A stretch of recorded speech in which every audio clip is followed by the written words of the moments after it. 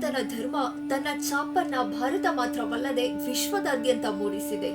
ಇದಕ್ಕೆ ಪೂರಕವೆಂಬಂತೆ ಪಾಶ್ಚಿಮಾತ್ಯ ದೇಶಗಳಲ್ಲಿ ಅನೇಕ ದೇವಸ್ಥಾನಗಳು ನಮಗೆ ಕಾಣಸಿಗುತ್ತದೆ. ಅದರಲ್ಲೂ ನಮ್ಮ ನೆರೆ ರಾಷ್ಟ್ರವಾದ ನೇಪಾಳವು ವೈವಿಧ್ಯಮಯ ಹಾಗೂ ವಿಶಿಷ್ಟವಾದ ದೇವಾಲಯಗಳನ್ನ ಹೊಂದಿದೆ. ಅವುಗಳಲ್ಲಿ ನೇಪಾಳದ ಬುಧನೀಲಕಂಠ ದೇವಸ್ಥಾನ ಕೂಡ ಒಂದು. ಇದು ಕಠ್ಮಂಡು ಕಣಿವೆಯ ಉತ್ತರ ತುದಿಯಲ್ಲಿರುವ ಶಿವಪುರಿ ಬೆಟ್ಟದ ಕೆಳಗಿದ್ದು ಮಹಾವಿಷ್ಣುವಿಗೆ ಅರ್ಪಿತವಾಗಿದೆ. ಇಲ್ಲಿರುವ ಕೊಳದಲ್ಲಿ ಭಗವಾನ್ ಮಹಾವಿಷ್ಣುವಿನ ತೇಲುತ್ತಿರುವ ಪ್ರತಿಮೆ ಇದ್ದು, ಈ ಪ್ರತಿಮೆ 5 ಮೀಟರ್ ಅಗಲ ಹಾಗೂ 13 ಮೀಟರ್ ಉದ್ದವಿದೆ. 1400 ವರ್ಷಗಳ ಹಿಂದೆ 7ನೇ ಶತಮಾನದ ದೊರೆ ವಿಷ್ಣುಗುಪ್ತನ ಆಳ್ವಿಕೆಯಲ್ಲಿ ಈ ವಿಗ್ರಹವನ್ನ ನಿರ್ಮಿಸಲಾಗಿದೆ.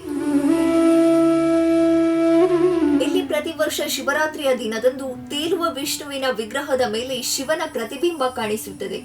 ಪ್ರತಿಮೆಯು ತನ್ನ 4 ಕೈಯಲ್ಲಿ ಸುದರ್ಶನ ಚಕ್ರ, ಶಂಖ ಮತ್ತು ರತ್ನಗಳನ್ನ ಹಿಡಿದುಕೊಂಡಿದೆ.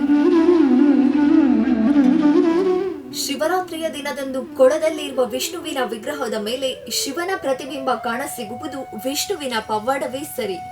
ನ್ಯೂಸ್ ಡೆಸ್ಕ್, ಸ್ಪಂದನ ಟಿವಿ, ಉಡುಪಿ.